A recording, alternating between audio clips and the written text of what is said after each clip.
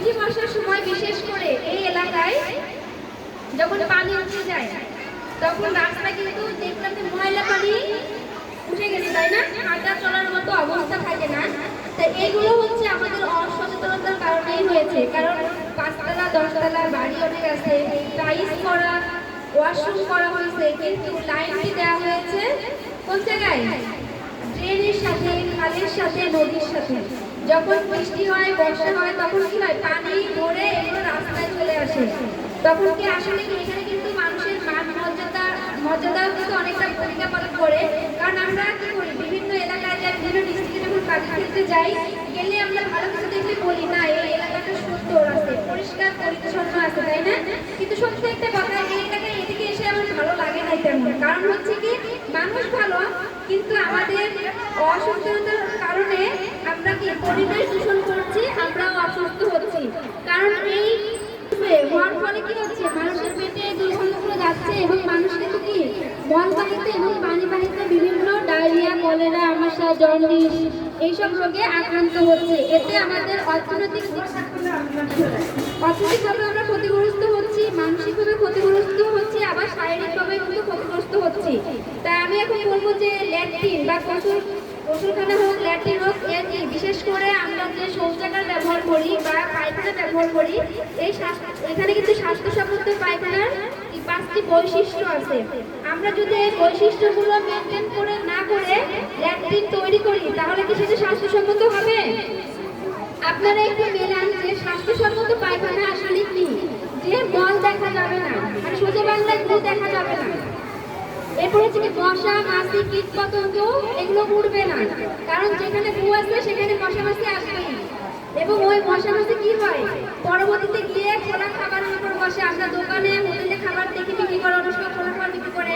বাড়িতে হয়তো আমরা অনেক সময় রান্না করে সেটা রেখে দিই, কিন্তু ঢেকে রাখি না, যার ফলে এই মশা মাছি কি করে ওর উপরে গিয়ে বসে। এর মাধ্যমে কিন্তু আমরা বিভিন্ন এরপরে আরেকটি বৈশিষ্ট্য কথা বলছি যে কোনো দুর্গন্ধ ছড়াবে না। আমি এখানে এসে মানে বেশিরভাগ টাইমে কিন্তু গন্ধ পাইছি। তাহলে কি এটা কি স্বাস্থ্যসম্মত পায়খানার বৈশিষ্ট্য? হয় নাই। তাহলে মল দেখা যাবে না, মশা মাছি উড়বে না, কোনো দুর্গন্ধ ছড়াবে না, শোন করবে না। এই কিন্তু যে কয়টা কথা আমি বললাম, এই 4টি পয়েন্ট কিন্তু এখানে আছে। তাহলে আমাদের ল্যাট্রিন গোসলখানা কিন্তু স্বাস্থ্যসম্মত নয়। তো এই জায়গাগুলোতেই আমরা কাজ করি, যে ডিস্ট্রিক্টে যেখানেই হোক এরকম কিছু গ্যাপ থেকেই যায়, সেখানে কিন্তু আমরা গিয়ে কাজ করি। কারণ আগে মানুষ বাসার সাথে তৈরি করে, গর্ত করে ওয়াশরুম বা ল্যাট্রিন তৈরি করতো, পায়খানা তৈরি করতো। এখন তো মানুষ উন্নত হচ্ছে আস্তে আস্তে, কিন্তু আমরা দেখা যাচ্ছে শহর এলাকায় থাকি, আমাদের ল্যাট্রিনগুলো টাইলস করা, সুন্দর ওয়াল সব দিকে করা, কিন্তু লাইন দেওয়া হচ্ছে আমার ড্রেনের সাথে, খালের সাথে, যেটার মাধ্যমে পরিবেশ দূষিত হচ্ছে এবং আমরাও বিভিন্ন রোগে আক্রান্ত হয়ে পড়ছি। এই যে অসচেতনতা, এদিক থেকে আমাদেরকে বের হয়ে আসতে হবে, আরো সচেতন হতে হবে। আবার অনেক পাত্র দেখছি যে ওয়াটার সিল থাকে না, আপনারা কি দেখছেন যে প্যানের নিচে থাকে না কি ঢাকনার মতো, এটাকে বলা হয় ওয়াটার সিল। এই ওয়াটার সিলটা থাকলে কি হয়, গন্ধটা ভেতরে বের হয় না, মাছিটাও ভেতরে কিন্তু যেতে পারে না। এই ওয়াটার সিলটা থাকা খুবই গুরুত্বপূর্ণ। আমরা চেষ্টা করব যাতে আমরা স্বাস্থ্যসম্মত ল্যাট্রিন তৈরি করতে পারি। আর আমাদের এই প্রজেক্টটা, ভারতের যে প্রজেক্টটা, এই প্রজেক্টটা হচ্ছে ওয়াশের প্রজেক্ট, ওয়াটার স্যানিটেশন হাইজিন, মানে পানি, পায়খানা, স্বাস্থ্য অভ্যাস, এগুলো নিয়েই হচ্ছে আমাদের কাজ। এখন নিরাপদভাবে আমরা পানি পাই, ভালো ল্যাট্রিন তৈরি করি, কিন্তু স্বাস্থ্যবিধি মানি না, তাহলে এই ভালো পানি পাওয়া, ল্যাট্রিন তৈরি করা টাইলস দিয়ে, এগুলো কি সবই বৃথা না? হ্যাঁ, সবই তো বৃথা। এই জন্য আমরা চেষ্টা করবো ল্যাট্রিন দামি না হোক, টাইলস না থাকুক, কিন্তু ল্যাট্রিন যেন স্বাস্থ্যসম্মত হয়, এটা আমাদের জন্য বেশি গুরুত্বপূর্ণ। এবং ল্যাট্রিন ব্যবহার করার আগে অবশ্যই আমরা স্যান্ডেল পায়ে দিব। ল্যাট্রিন থেকে বের হওয়ার, ল্যাট্রিন শেষে আমরা পর্যাপ্ত পানি ল্যাট্রিনে দিব, এবং বের হওয়ার পরে নিয়ম মেনে সাবান দিয়ে হাত দেবো। হাত আমরা সবাই ধুই, কিন্তু নিয়ম মেনে আমরা ধুই না, যার কারণে হয় কি, প্রতি বছরই দেখা যায় সারা বিশ্বে 35 লক্ষ শিশু মারা যাচ্ছে। এটা আমার কথা নয়, এটা কাজ করেন, সার্ভে করেন, তাদের কথা অনুযায়ী যে প্রতি বছর প্রায় 35 লক্ষ শিশু মারা যাচ্ছে ডায়রিয়া, নিউমোনিয়া, শ্বাসকষ্ট এই রোগগুলোতে আক্রান্ত হয়ে। পানিবাহিত, মলবাহিত যে রোগগুলো আছে, এর 50% রোগই হয় অপরিষ্কার হাতের কারণে। এজন্য আমরা যদি শুধুমাত্র সাবান দিয়ে হাত ধুয়ে যদি 50 ভাগ রোগ থেকে প্রতিরোধ করতে পারি, তাহলে আর 50 ভাগ কি আসবে আমাদের কাছে? কারণ একজন মানুষের যে রোগ প্রতিরোধ ক্ষমতা থাকে, আস্তে আস্তে বিভিন্ন প্রকার রোগ জীবাণু রোগ হতে হতে দেখা যায় কি যে তার প্রতিরোধ ক্ষমতা কমতে থাকে, তখন কিন্তু বড় রোগ তাকে আক্রান্ত করার আরো সুযোগ পায়। এজন্য আমরা চেষ্টা করবো ছোট ছোট রোগগুলোকে প্রতিরোধ করার জন্য। মিটিং করছি, আমরা মিটিং করছি মেয়েদের মাসিকের বিষয়ে স্বাস্থ্য পরিচর্যা কেমন হবে সেই বিষয়ে আমরা মিটিং করছি।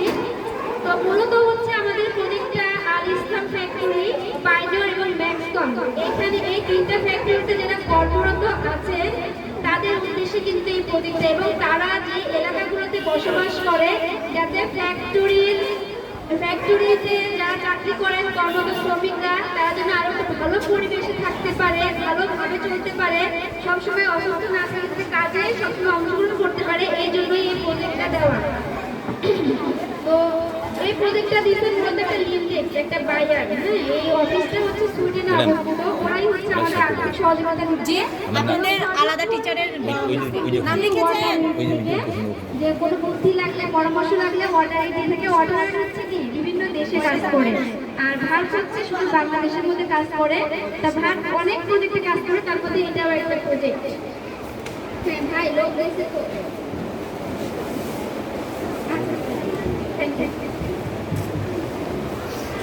তো আমি একটু রিকোয়েস্ট করবো, আপনি তো শিক্ষক না? প্রথমে মাছটিকে সুন্দর করে পানি দিয়ে ভিজিয়ে নিতে হবে। এরপরে হাতে সাবান বা লিকুইড হ্যান্ড ওয়াশ যেটি আমার ঘরে থাকবে এটা মেখে হাতে ফেনা তুলে নিতে হবে।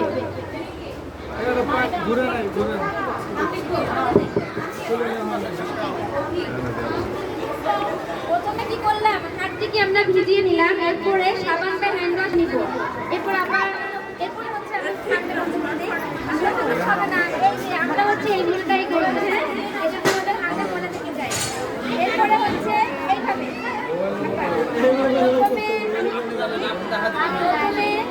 আমি হাতটি ভিজিয়ে নেব, এরপরে সাবান থেকে ফেলে নেব, এরপরে হচ্ছে আমার আঙুলের সাথে পাশে ধরে পরিষ্কার করে হাতটা সবাইকে রাখবো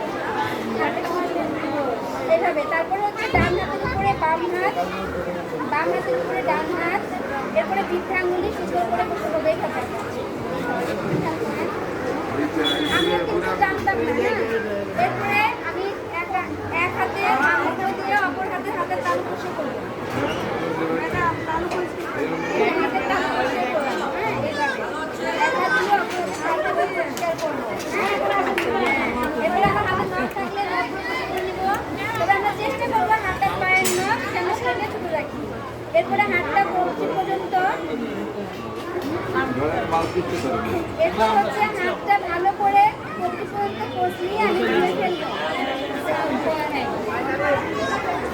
আমরা কি হাত ধুতে পারি সবাই? ইনশাআল্লাহ। আমিও জানতাম না, এখন কাজ করতে করতে আর কি আমি শিখছি। হ্যাঁ, এখন আমি মানুষকে শেখাই। তো কাজ না জানা কোনো বিষয় না। আপনারা কেন হাত ধুতে আসেন না এখানে বলেন?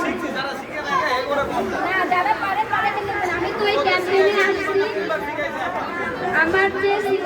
আমার অফিস থেকে যারা আসে আপনাদের সাথে সেশন করে, আপনারা আসলে আমাদের সেশন দেখার সময়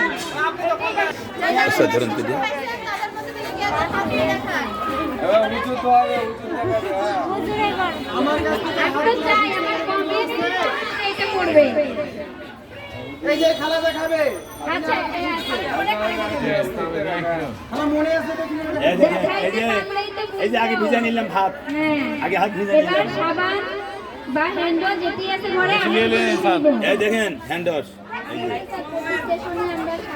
এই দেখেন ভালো করে দেখেন কি ভিডিও করতেছেন আপনি?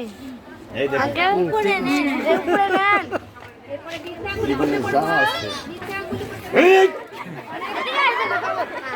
এই দেখেন এই যে দেখা যায় শেখার কোনো বয়স নাই, শিক্ষার কোনো বয়স নাই। হ্যাঁ, দেখেন এই যে এই যে ভিটামিন অনেক ময়লা বেরোচ্ছে, কিন্তু প্রচুর ময়লা বেরোচ্ছে, অনেক কাজ করছে আজকে স্যার। ভালো করে দেখেন জীবনের দাস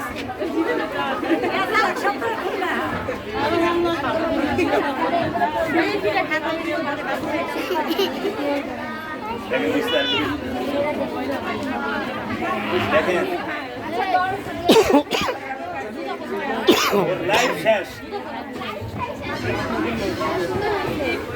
আচ্ছা কমপক্ষে কত সময় ধরে হাত ধুতে হবে? 20 সেকেন্ড 20 সেকেন্ড কমপক্ষে কত সময় ধরে হাত ধুতে এই হবে? এই এই এই মারামারি লিখছে এই মারামারি লিখছে এই মারামারি লিখছে এই এই ভাই হ্যাঁ সেই এ স্যার আমরা আছে নাই সবাই একটু বসি। স্যার আছে না আমরা এখানে সবাই ম্যাডাম আছে না বসি।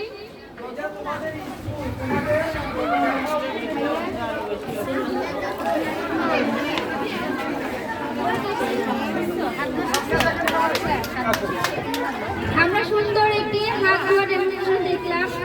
আমাদের মধ্যে এখন আমাদের ভার কেন্দ্র থেকে আমাদের প্রজেক্ট অফিসার মোহাম্মদ সাইদুল ইসলাম উনি আসছেন। ধন্যবাদ জানাচ্ছি অত্র এলাকার সবাইকে, সাথে স্কুলের শিক্ষক এবং শিক্ষার্থী যারা আছেন সবাইকে। আজকে আমরা জানি যে যে দিবসটা পালন হচ্ছে সেটা কি হলো বিশ্ব টয়লেট দিবস, তাই না? জি জি একটু আমি বেশি সময় নিব না, আমি এখানে শুধুমাত্র দুইটা অতিরিক্ত তথ্য দিব। এটা হলো যে কেন এটা আপনার সারা পৃথিবীতে এই দিবসটা পালন করতেছে, তাই না? যে এইটা আপনার হলো মানুষের জন্য বিপজ্জনক হতে পারে সেই জিনিসগুলো কিন্তু সারা পৃথিবীতে পালন করা হয়, তাই না? আজকে আপনাদের কাছে মনে হচ্ছে যে এইটা জীবনে হয়তো অনেকেই মনে করছে এটা শুনেই নেই, এটা আবার বিশ্ব টয়লেট দিবস হয় কীভাবে, তাই না? কারণটা হলো টয়লেটটা আপনার হলো মানে যেমন সুবিধা ওই যে উপরে বলছে না যে সোজা একটা শান্তির জায়গা, তেমনই টয়লেট আবার অশান্তিরও জায়গা। ঠিক। যদি আপনার স্বাস্থ্যসম্মত না হয়, জি যদি টয়লেটটা স্বাস্থ্যসম্মত না হয় তাহলে ওইটাই হবে পৃথিবীর সবচেয়ে অশান্তির জায়গা। তার মানে আমি আমার যে ল্যাট্রিনটা ব্যবহার করি সেটা স্বাস্থ্যসম্মত থাকতে হবে, এটা হলো আমার কথা। এবং হলো সবাই এটাতে সম্মত কিনা? ঠিক ইনশাআল্লাহ সবাই সম্মত? সম্মত যে ল্যাট্রিনটা আমার আছে সেটা স্বাস্থ্যসম্মত থাকবে। স্বাস্থ্যসম্মত মানে নিয়মগুলো কি? ল্যাট্রিনটা পরিষ্কার থাকবে, ল্যাট্রিনে কোনো প্রকার পায়খানা দেখা যাবে না, ল্যাট্রিন থেকে কোনো দুর্গন্ধ বেরোবে না, দুর্গন্ধ বেরোবে না, আর পরিবেশের কোনো ক্ষতি করবে না। অর্থাৎ আমার ল্যাট্রিন আমি পিছনে ছেড়ে দিলাম আপনার হলো খেতে নালায় হাবিজাবিতে, তার মানে কি আমি আমার পায়খানাটা মানুষকে খাওয়াচ্ছি এবং সাথে আমি নিজেও খাচ্ছি। ঠিক। মশা কি আমাকে বাদ দিয়ে গুনবে? মশা তো আমার প্লেটও আসবে। আসবে। এই জন্য আমি সবাইকে আহ্বান জানাবো, যার ল্যাট্রিন আছে সবারই আছে, সেই ল্যাট্রিনগুলো হতে হবে কিরকম? নিট অ্যান্ড ক্লিন স্বাস্থ্যসম্মত। স্বাস্থ্যসম্মত কিরকম? স্বাস্থ্যসম্মত আজকের পরের থেকে সবার ল্যাট্রিন কি স্বাস্থ্যসম্মত থাকবে? ইনশাআল্লাহ বলেন ইনশাআল্লাহ বলেন তাহলে একটু হাত ইনশাআল্লাহ। তুলে আমাকে দেখান। হাত তুলেন সবাই হাত তুলে দেখান আমাকে দেখান। নাইয়া। ধন্যবাদ আপনাদেরকে, আমি অনেক খুশি হয়েছি। আরেকবার একটু হাত তুলি। আরেকবার একটু হাত তুলি। সবাই হাত তুলি। হ্যাঁ। ধন্যবাদ।